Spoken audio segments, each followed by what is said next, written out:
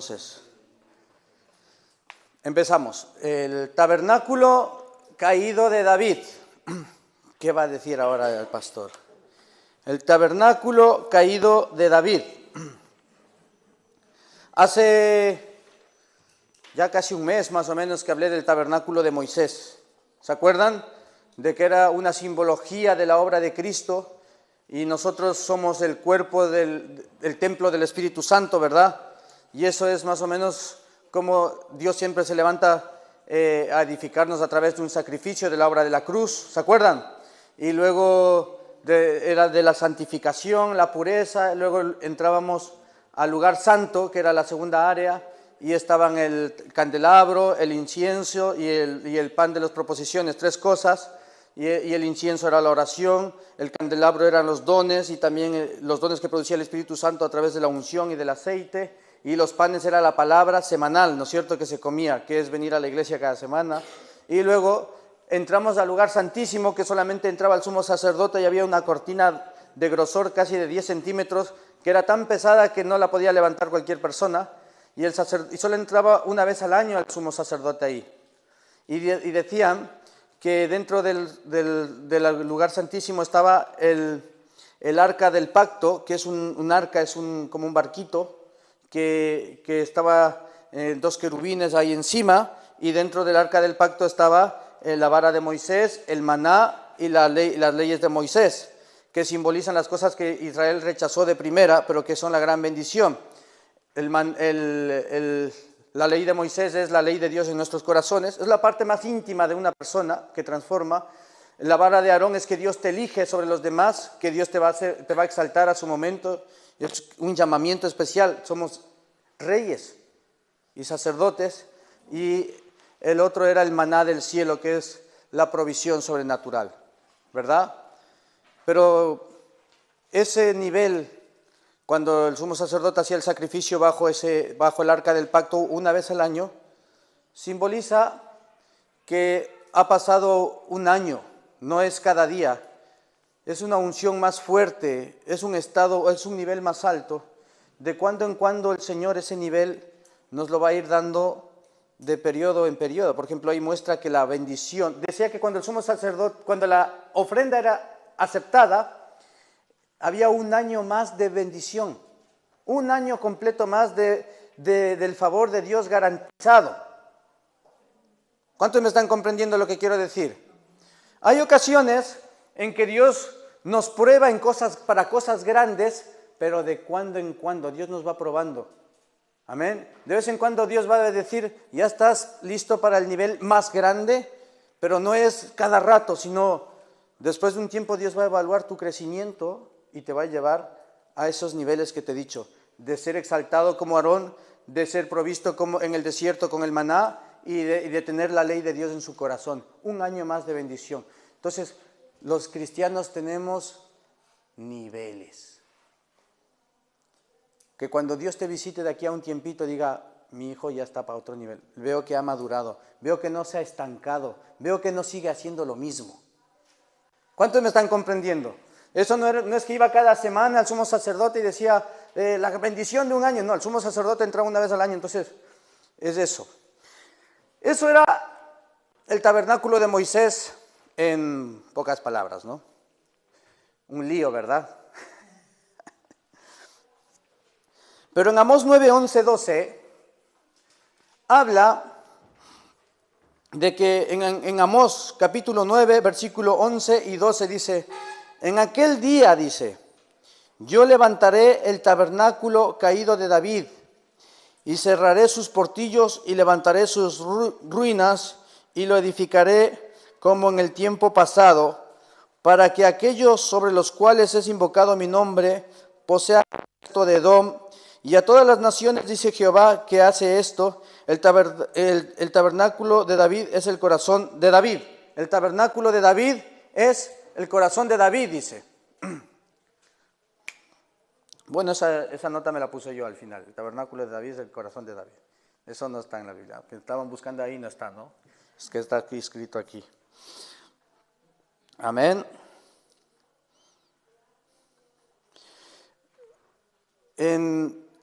Primera de Samuel 13:14 y en Hechos 13:22 dicen prácticamente lo mismo.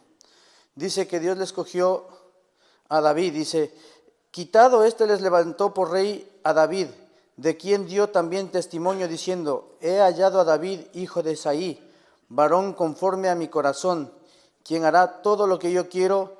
Y David vivía en la alabanza y la adoración. Eso está en Hechos 13:22. Amén. Vamos a leer de nuevo Hechos capítulo 13, versículo 22. Quitado este, les levantó por rey a David, de quien dio también testimonio diciendo, he hallado a David, hijo de Isaí, varón conforme a mi corazón, quien hará todo lo que yo quiero. David vivía en la alabanza y la adoración. David fue llamado el hombre que tenía el corazón conforme al corazón de Dios. El sacerdote Elí, que tenía sus 2 hijos que eran pecadores, fueron llevados al arca y murieron también en esa batalla. Y el arca fue tomada cautiva. Y fue a parar a las manos de sus enemigos, que eran los filisteos. Voy a detallar esa historia un poco más adelante. Y David rescató esa arca. Estuvo 20 años perdida el arca ahí. Y cuando David fue nombrado rey, después de 20 años más o menos, David lleva el arca a Jerusalén. Pero David no levantó el tabernáculo como lo acabo de describir, sino que el tabernáculo de David era distinto.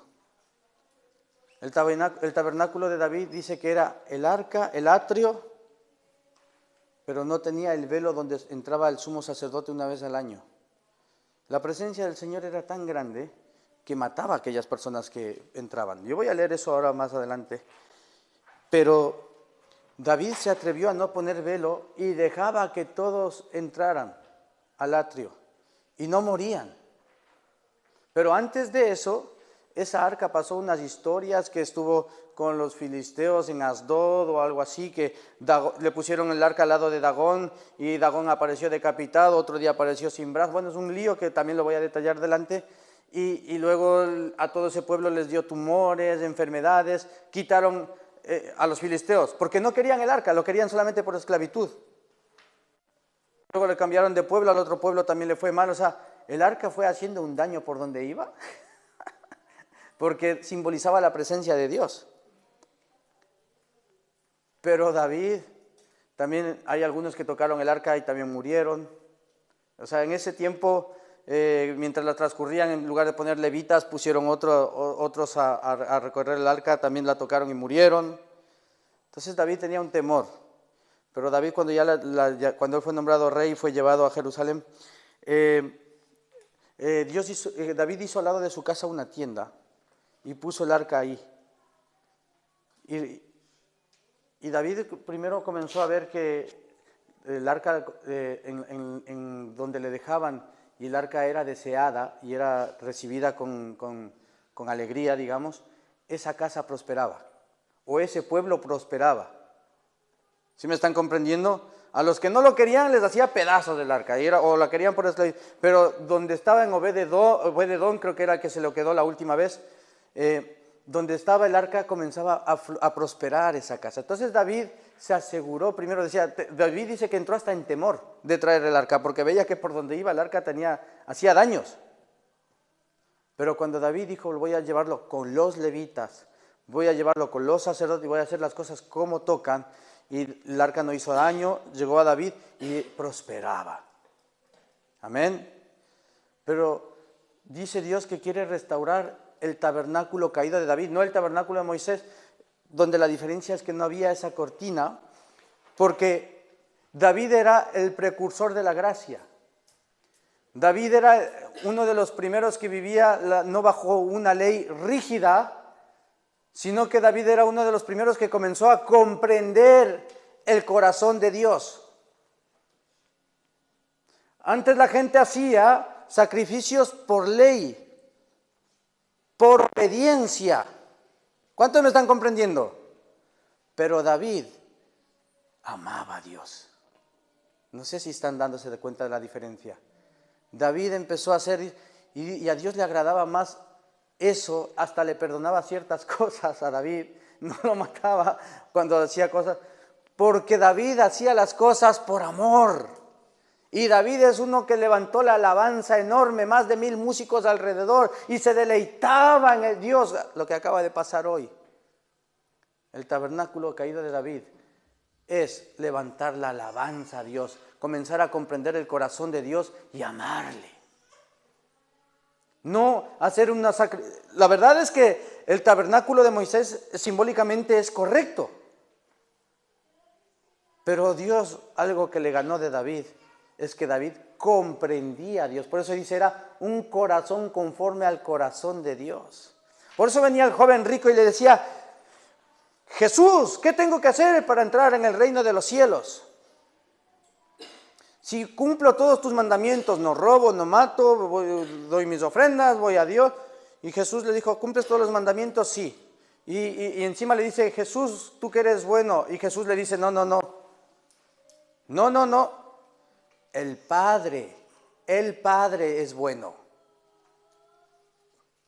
O sea, es como que el joven rico veía a Dios como un autoritario, como una persona que hay que obedecer porque dice que hay que obedecer y es fuerte, y si no me mata. Entonces Jesús le dice, no has comprendido el corazón de Dios. Dios es bueno. ¿Cuántos pueden decir, Dios es bueno? Amén. No, entonces, lograr comprender que David amaba a Dios, comenzar a movernos por esa sensación de decir, conozco la presencia del Señor, conozco su aire, conozco su aroma, conozco su forma de pensar, conozco lo que Él ama y conozco lo que Él aborrece. Y me identifico con Él. Comenzar a tener el corazón conforme a David, eso es más grande y simplifica muchas cosas. Amén. ¿Hasta ahí les está gustando o no? Si quieren cambiamos de palabra, que tengo ahí preparadas unas 3 más. Vamos a hablar de la ofrenda y los diezmos, va. ¿Les gusta más? Elijan. Dios pone en el corazón que hagan un acto de fe. En Mateo 12:4 dice, como entró en casa de Dios y comieron los panes consagrados, que no les era lícito comer ni a él ni a los que estaban con él, sino solo a los sacerdotes. Cuando David estaba huyendo de Saúl, entró al tabernáculo donde ministraban los sacerdotes, y esos panes de la proposición de los que habíamos hablado, solo podían comerlo los sacerdotes.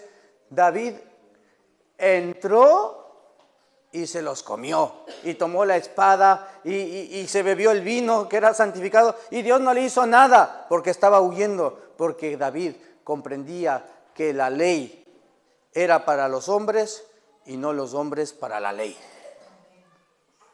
¿Cuántos me están comprendiendo? O sea, Dios dice, no comprende la gente que la ley no es mala, pero que la ley está hecha para que se den cuenta que me necesitan. Pero date cuenta que David vivía la gracia, o sea, ese tiempo de espera donde uno se atreve a romper una ley. Es el primer hombre que vivió bajo la gracia. Empezó a hacer cositas que a Dios no le desagradaron, al contrario, le agradaban. Como decía, Jesús, ¿cómo dejas que estas personas rescaten a ese animal que está ahí en un barranco, no? En sábado. Le preguntaron a Jesús si es lícito. Y Jesús, le preguntaron si es lícito sanar en sábado, ¿no? A Jesús, ¿es lícito sanar en sábado? Y Jesús le dijo, ¿quién de ustedes en sábado no va y rescata a un animalito que se les ha caído en el barranco, verdad? A ustedes les da igual el día, van y lo rescatan porque si no se muere. Eso ya es trabajo, y se supone que en sábado no hay que trabajar. O sea, la ley, en lugar de tomarla para bien, o sea, se la toman como algo de muerte, como algo tonto. O sea, no entienden que eso está bien que hay que descansar el sábado, así, pero si hay una urgencia o mi hijo se corta un brazo, se atraviesa un cristal en sábado, pues lo llevamos al médico, si estuviésemos en esa época. No, en sábado no hay que cargar al niño porque si no estamos trabajando, lo dejan morir. O sea, entrar en cosas de ley es una tontería.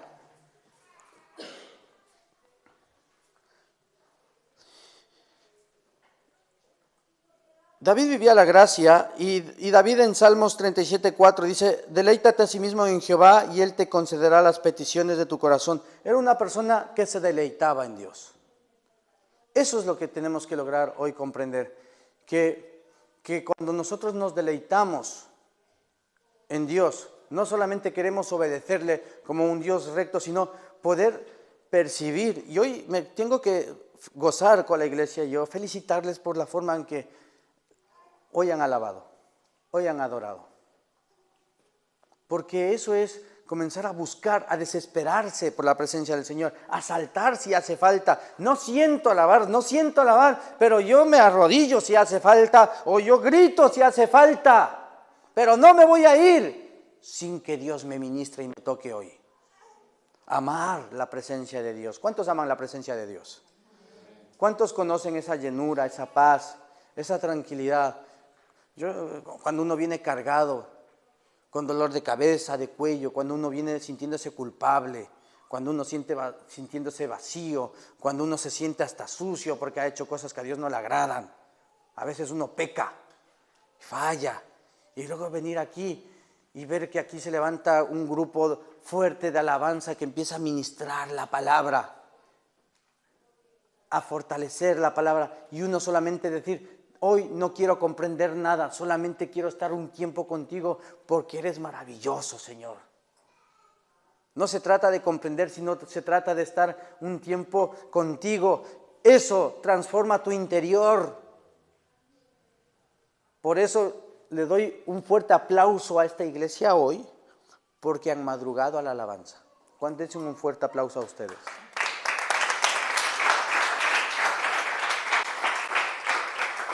Gran parte de lo que sucede en esta iglesia no sucede en la palabra, sucede también en la alabanza. De hecho, hay iglesias que tienen muy poca palabra, pero que tocan bien. Todos los músicos son buenos y esas iglesias se llenan y van y predican, perdónenme, palabra que para mí es muy pequeñita, digamos, ¿no? Porque a mí me gusta que me rompan un poco la cabeza. Pero esas iglesias crecen y Dios está con ellos. Ay, pero la palabra que es sencilla, pero alaban. Amén. Pero si tenemos palabra y alabanza, cuánto mejor. ¿Cuántos dicen cuánto mejor primer plato y segundo plato, no? Amén. Gloria a Dios, hermano. Yo creo que hoy me están comprendiendo. Y también David era una persona, quiero comprender el corazón de David. Y dice, por ejemplo, en el Salmo 119:12, por ejemplo, Salmos capítulo 119, versículo 12, dice, bendito tú, oh Jehová, enséñame tus estatutos, con mis labios he contado todos los juicios de tu boca. Me he gozado en el camino de tus testimonios, más que toda riqueza, en tus mandamientos meditaré. Consideraré tus caminos, me regocijaré en tus estatutos, no me olvidaré de tus palabras.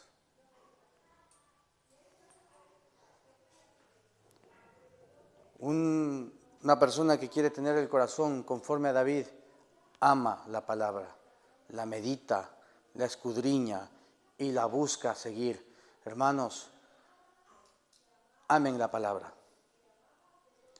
amen el evangelio, pero esta palabra que se enseña produce algo. Deleítate en Jehová, deleítate también en su palabra.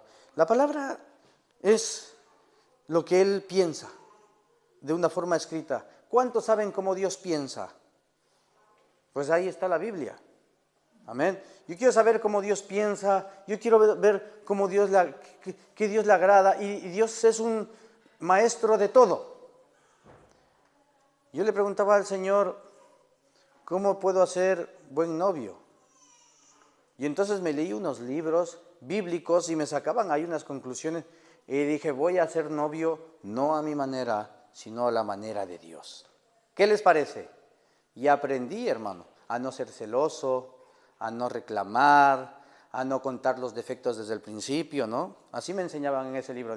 Me decían, hay personas que van y cuentan a la pareja, apenas le están conquistando, ay, quiero que sepas que yo ronco por las noches y que me sale baba cuando duermo y también llego siempre muy tarde y que... Y entonces, claro, entonces yo como método dije, no lo voy a contar. Dice, deja que ella descubra, porque si le cuentas desde el principio ya se te desilusiona, dice, ¿no?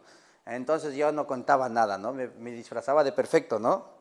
Y ya descubrirá ella. Después de 10 años dice, uy, ¿con quién me casé? Bueno, ya es tarde, ¿no? ¿Para qué no escudriño bien, no? Pero eso es método, hermanos, no anden contando los defectos. Luego los celos. Ay, ¿con quién estará? No me contesta el teléfono. ¿Dónde estará? ¿Por qué no me contesta el teléfono? Diga, los celos. Eso es una enfermedad o algo espiritual. Le ponía ese librito, ¿no? Y ahí decía, eso es falta de fe y de confianza. No escuches rumores, los rumores de tu mente. Si te enteras de algo o miras ya, bueno, pues ya está. Pero mientras tanto, confía. Confía y confía. No, nunca más yo empecé ahí. ¿Dónde estás? ¿Por qué no me has contestado? ¿Qué estuviste haciendo? Ahí dejo. Amén. En manos del Señor confía. Soy feliz. Métodos, ¿no? Bíblicos. Luego de amistad también, cómo ser amigos. Yo antes era muy pesado con los amigos, siempre poniéndoles motes, se llama aquí, ¿no? Apodos, buscando los defectos, riéndome de excusas, ja, ja, ja. Muy ecuatoriano. Luego resulta que se enfadaban conmigo, hería susceptibilidades, los ambientes cambiaban. Cambiar. Cómo ser padre, cómo ser hijo. La palabra de Dios es alimento. Jesús les dijo a los 5,000, vosotros me seguís cuando les dio de comer los panes y los peces. Vosotros me seguís porque les di los panes y los peces. Pero el que no come mi carne y bebe mi sangre no me puede seguir. ¿Qué es eso de comer tu carne y beber tu sangre? ¿Qué es eso? ¿Qué es eso? Jesús le dijo, y el que no come el maná del cielo no me puede seguir. Y la gente se empezaba a ir. Y resulta que la carne significa palabra.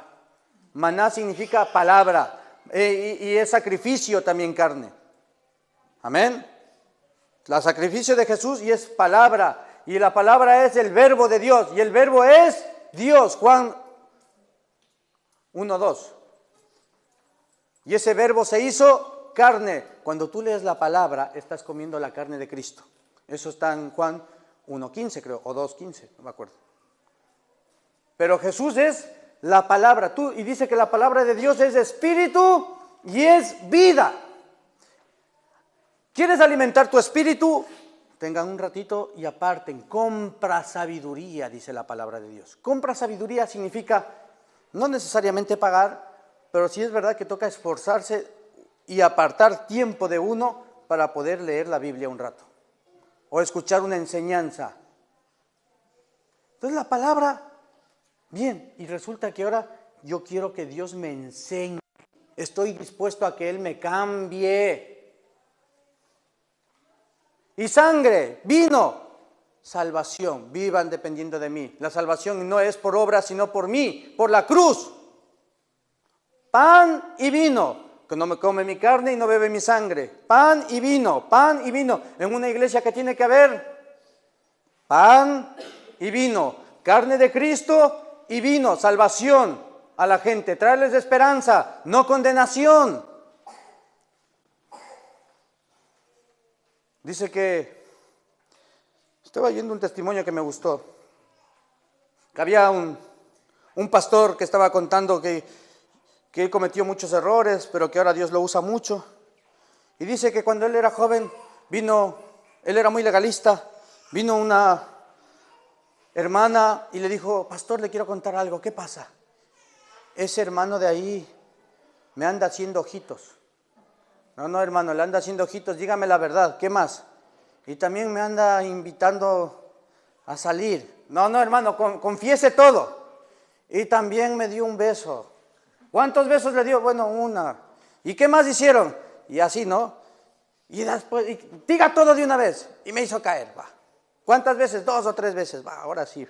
Fue donde el pastor le dijo, pastor, este hermano fue hallado pecando. Y este hermano dice que fue y le dijo al pastor: perdóname, pastor, perdóneme, no sé qué me pasó, perdóneme, pastor, voy a cambiar, me arrepiento, de verdad que voy a cambiar. Y el hermano acusador, que se había enterado de todo, le decía: no, pastor, usted ahora lo tiene que disciplinar. Pastor, de verdad que tengo una mujer, que tengo unos hijos, tengo una familia, denme otra oportunidad, van a ver que voy a cambiar. No, usted está castigado, disciplinado. Pastor, por favor. Y el hermano acusador le decía: pastor, usted tiene que hacer cumplir la ley de Dios. Y se enteró la mujer, los hijos, se divorció, todo causó un daño tremendo. El hombre estaba dispuesto a arrepentirse, ese rato pidió clemencia, que no se entere nadie, pero los hermanos lo avergonzaron.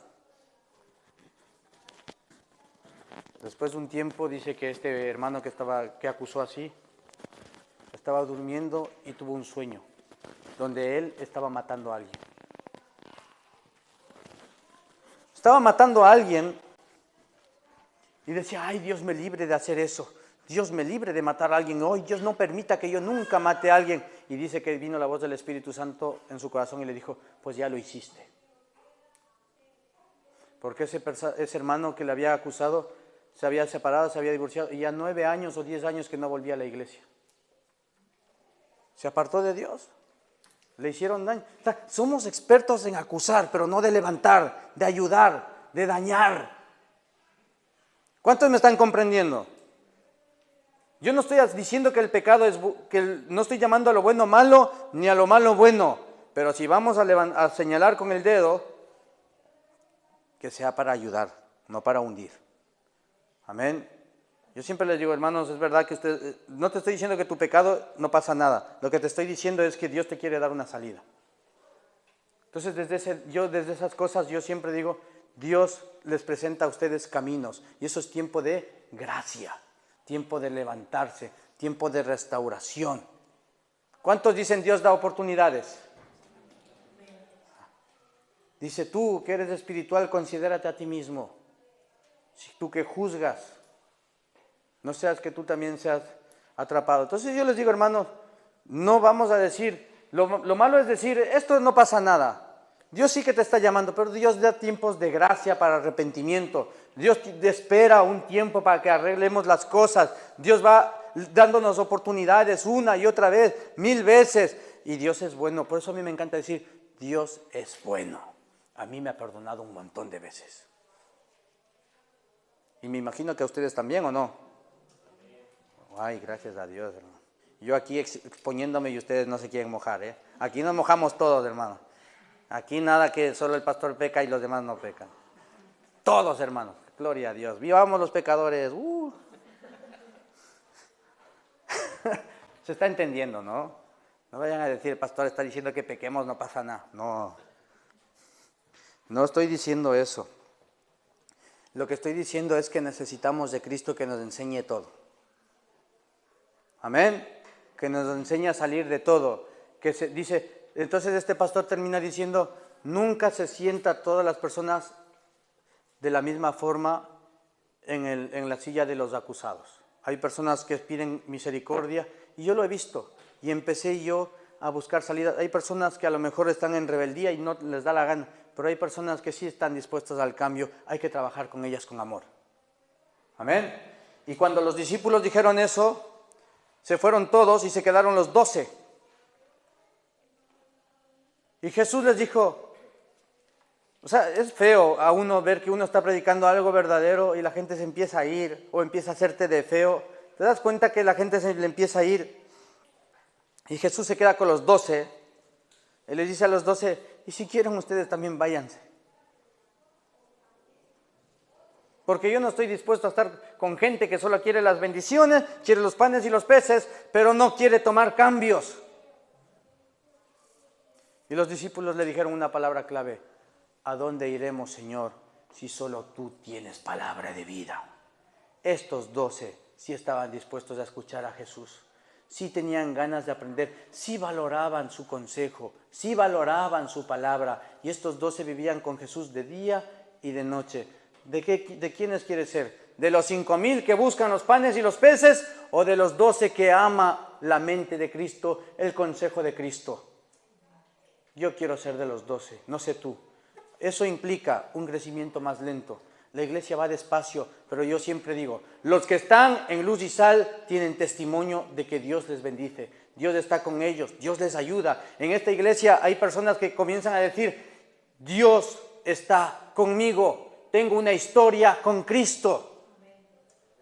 Desde que yo voy a esta iglesia, luz y sal, Dios me ha transformado la vida. Es que la iglesia no crece rápido, ya crecerá.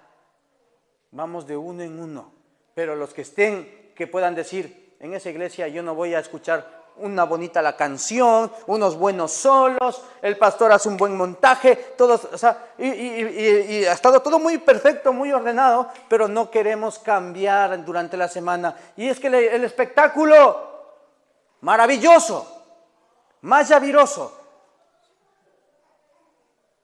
pero de ahí, ¿qué vale más? ¿Que el espectáculo esté maravilloso? Me gusta. ¿Cómo no? A mí también me encanta.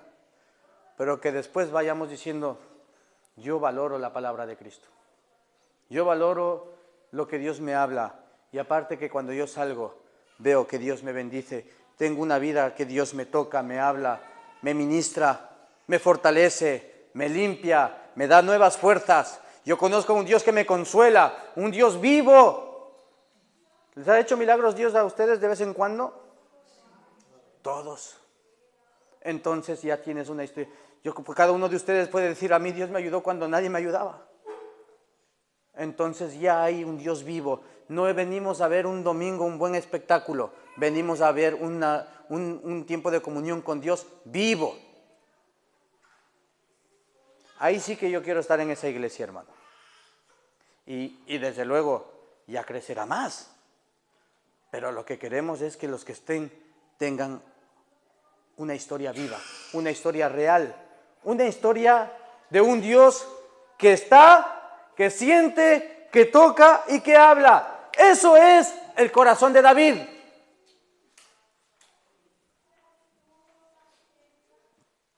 También tengo que decir que Dios es un Dios paciente. Hay cositas que toman más tiempo arreglar. Y les digo, Jesús estuvo con los discípulos 3 años. Ellos vivían con Jesús.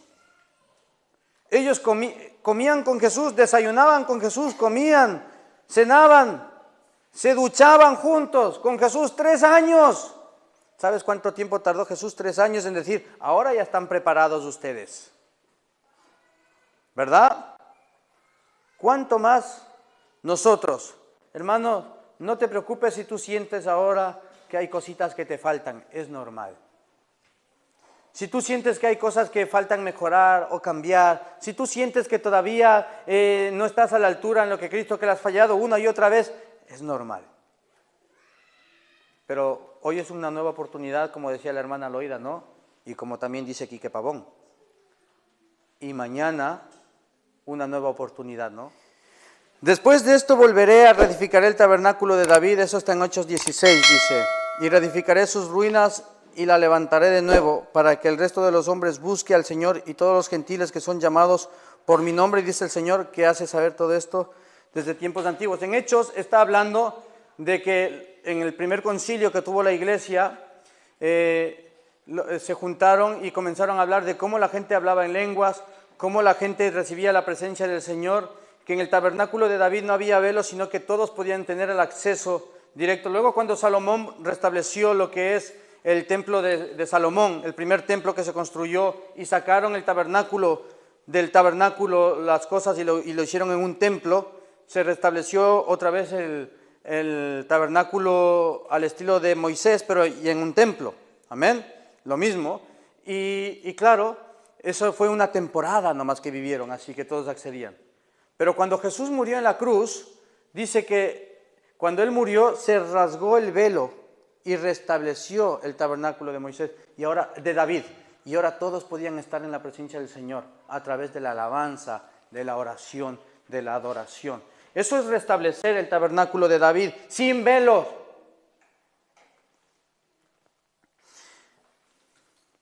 Y en Primera de Crónicas 15:1 voy a leer algunas cosas de esto para que lo veamos viendo.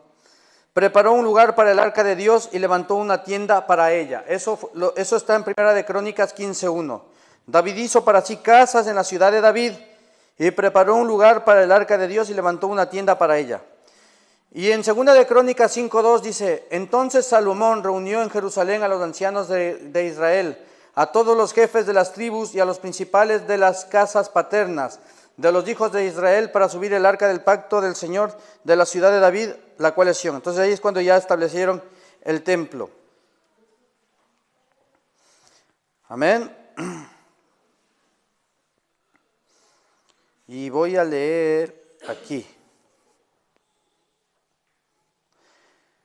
En Primera de Crónicas 16:4-6, cuando estaban en el tabernáculo de David, y dice que, y designó a algunos levitas como ministros delante del arca del Señor, para que celebraran y dieran gracias y alabaran al Señor, Dios de Israel. Asaf, y el jefe, y el segundo después de él, Zacarías después de Jehiel.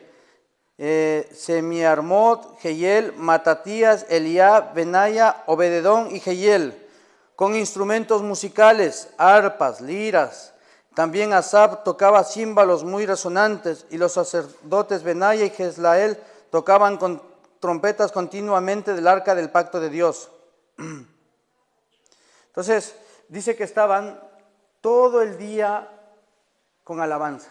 Eso no lo tenían en el arca de Moisés. Amén.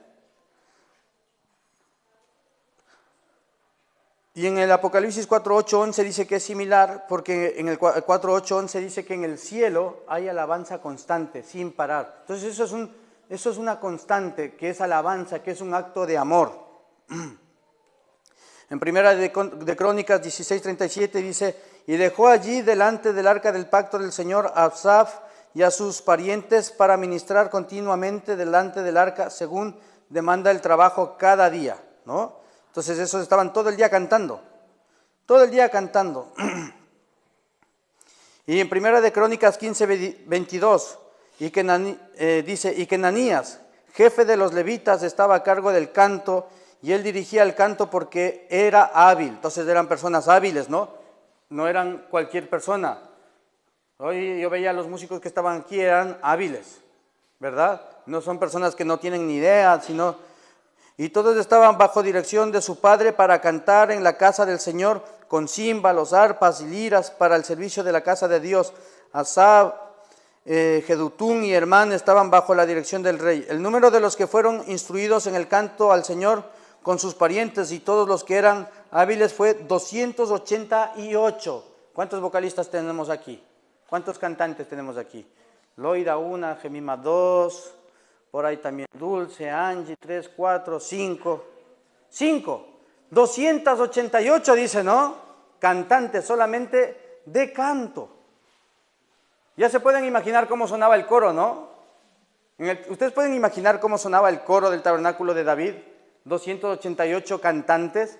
Eso tenía que ser un estruendo maravilloso. Y echaron suertes para designar sus cargos, todos por igual, tanto el pequeño como el grande, tanto el maestro como el discípulo. En Primera de Crónicas 23:5 dice, 4,000 eran porteros y 4,000 alababan al Señor con los instrumentos que David había hecho para rendir alabanza. Hermano David, ¿cómo organizas un coro de 288 cantantes y 4,000 músicos? Tú te puedes imaginar el cuadro ese de David cuando iban a hacer la alabanza. Es como ir al Mestalla, pero bien organizado, ¿sabes? 4,000 personas. Ese es el amor que tenía David. Por eso yo les quiero decir, el poder habernos deleitado aquí en el Señor y cantar a Dios es muy importante. Madruguen. No se pierdan la alabanza. 4,000 músicos, hermanos, ahí con címbalos, con trompetas. Ahora tú, plan, y ahora plum, plan. 4,000 músicos, tiene que haber sido una maravilla. Sin altavoces, un estruendo increíble. O sea, eso a mí me hace reflexionar de que eso no lo tenía el tabernáculo de Moisés. Por eso a Dios le agradaba más. Decía, yo sé que el tabernáculo de Moisés es por ley, pero 4,000 personas que me estén cantando. Dios decía, les voy a dejar que me canten, que se salten todo. Hacían holocausto también porque los sacerdotes estaban ahí, pero aparte de eso había una expresión de amor. Yo no creo que cantaban ahí por obligación. Te amamos, oh Jehová, yo qué sé. Ellos cantaban. Para mí es bastante maravilloso, 4,000 músicos. Y David y todo Israel se regocijaban delante de Dios con todas sus fuerzas, dice en Primera de Crónicas 13:8. Con cánticos y liras, con arpas, panderos, con címbalos y trompetas. Y en 2 de Samuel 6:14 dice, David danzaba con toda su fuerza delante del Señor y estaba vestido con un efod de lino. Te quiero decir, hermano, que el efod era una cosa que se ponía, una vestimenta que solamente tenían derecho los sacerdotes. Nosotros somos reyes y sacerdotes. Por eso David es la primera persona que vivió bajo la gracia. A Saúl, de hecho, le desecharon por haber hecho el papel de profeta o de sacerdote, por haber ido a hacer un sacrificio. Pero David era el rey que anhelaba ser sacerdote. Le encantaba la presencia del Señor. Él estaba enamorado de Dios. Mientras que nosotros queremos todos ser reyes y no amamos la presencia del Señor. A nosotros nos aburre las cosas espirituales, lo que queremos son ser reyes. Pero David era al revés. Todo el mundo, todos los líderes buscan señorear, tener poder, tener fortuna, tener un castillo, tener personas, tener siervos. Pero David lo que anhelaba es estar en la presencia de Dios. Y se ponía el efod y Dios no le dijo nada. Y danzaba con todas sus fuerzas a Dios. ¿Cómo no vamos a decir que se levante el tabernáculo caído de David? Que se vuelva a levantar esa alabanza de 4,000 personas, de gente danzando con todas sus fuerzas. La hermana Loida hoy lo decía, que se les despegue los pies, hermano. Es que me da vergüenza. ¿Y sabes lo que hizo David? Salió casi desnudo, hermano. Yo creo que algo se habrá puesto, ¿no? Porque tampoco creo que haya salido desnudo. Pero que le dijo a Mical, has danzado con todas tus fuerzas delante del pueblo. Y dice David, si lo hago para Dios, me haré más vil. Por eso no me gustan las iglesias donde cantan así. Cristo, un corito. Sí me gustan las iglesias donde uno tiene libertad para adorar, para llorar si hace falta o para reír. No me gustan las iglesias que todo es risa, porque delante de Dios a veces es quebrantamiento. Y en medio de la alabanza uno a veces puede llorar. En medio de la alabanza uno puede gritar. En medio de la alabanza uno tiene que tener libertad de expresar lo que Dios le está diciendo. Por eso que los instrumentos suenen fuerte, para que no se oiga mi clamor. Quiero que lo oiga Dios. Por eso me encantaba, me puse aquí al lado del micrófono para que no me oigan lo que estoy gritando, hermano. Era yo, ¡ah! A lo mejor la hermana Loida que está aquí delante habrá estado oyendo Julio. Pero yo estaba aquí, ¡ah! Unos gallos, hermano. Pero son para el Señor. No me da vergüenza para Dios. Y si tengo que arrodillarme o dar la vuelta, lo que sea, vamos a gozarnos y deleitarnos en el Señor. ¿Estamos aprendiendo algo hoy? Levantemos el tabernáculo caído de David.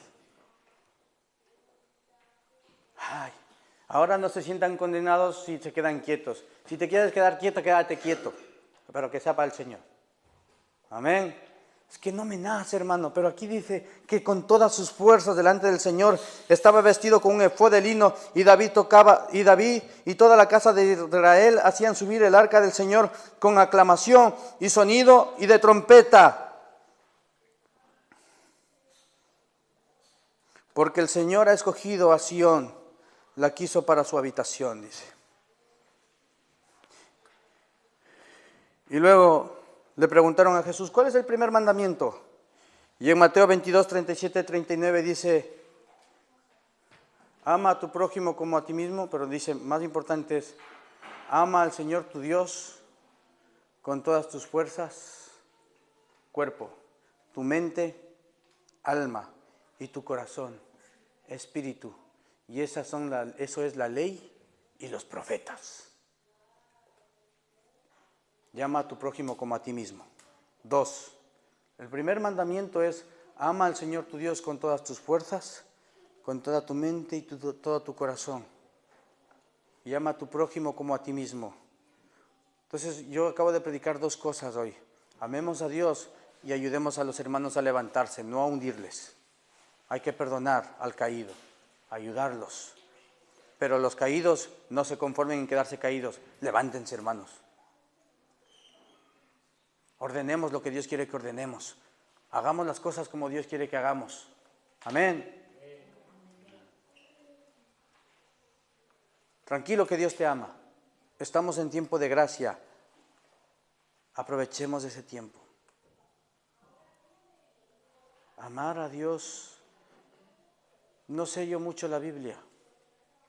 Yo no sé mucho, yo no sé de dónde el pastor saca predicaciones así. Para eso soy el pastor, algún don tengo que tener. Estas predicaciones son para aquí, para ahora. Pero te voy a decir, resúmete en esto. Ama a Dios con todas tus fuerzas. Sacrifica tu voz. Y en los salmos comienza a hablar de David. Alábele todo el pueblo. Yo voy a pedir que pase Gemima o alguien, o Lloyd o Angie que estaba en el piano hoy, y que vengan y canten un poquito la última canción de adoración para terminar. Amén. Como en el cielo creo que se llama, ¿no? Y aquí dice, como en el cielo, en Apocalipsis, de día y de noche. Y eso es lo que no tenía el tabernáculo de Moisés. Salmo 150. Alabad a Dios en su santuario. Alabadle en la magnificencia de su firmamento. Alabadle por sus proezas. Alabadle conforme a la muchedumbre de su grandeza. Alabadle al son de bocina. Alabadle con salterio y arpa. Alabadle con pandero y danza. Alabadle con cuerdas y flautas. Alabadle con címbalos resonantes. Alabadle con címbalos de júbilo. Todo lo que respira, alabe a Jehová.